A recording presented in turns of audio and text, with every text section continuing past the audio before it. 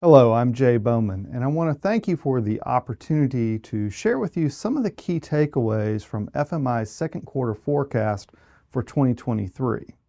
Now that we're 3 months into the year, the question may be, well, what is the outlook for overall construction spending? Well, the good news is that 2023 looks to be a continuation of what we saw in 2022, albeit a small, really just about a -1% change in overall spending.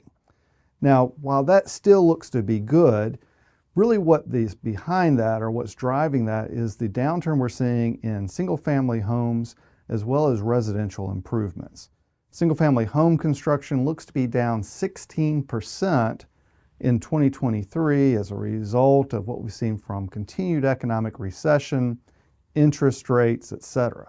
Residential improvements following that at about a -8%. However, when you look at multifamily plus the other 16 construction segments included in non-residential buildings as well as non-building structures or what we consider heavy civil, every one of those are either up with the exception of religious construction, which is just flat.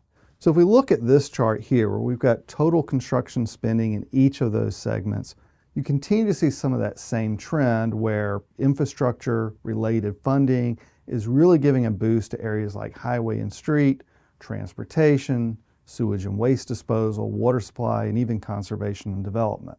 But even in some of these other ones, like office, which may not look as strong, you kind of have to start to separate out the different pieces that make that up.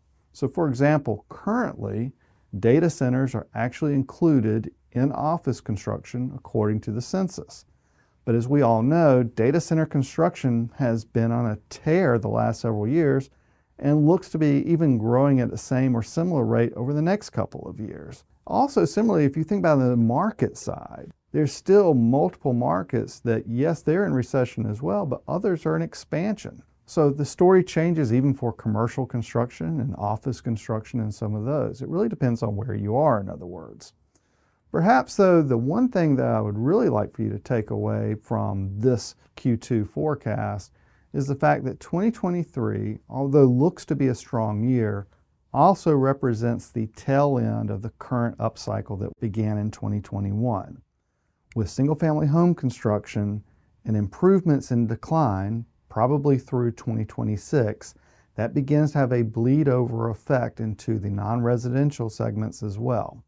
So we begin to see some of the declines even in some of those really strong segments currently for this year. And as one of my partners, Cynthia Paul, often says, you can't outsell a weak strategy. I'd say you can't outperform a weak strategy either. And when you consider that when times become more challenging and more difficult, as they are likely to be in 2024, the number of options, and I would add good options, begin to diminish. Therefore, download the full report at fmicorp.com and better yet, speak with one of our consultants or investment bankers about the specific issues that your company is facing, the markets that you're serving, and the segments that you're in to determine what are those best options for you as you move into 2024. Thank you.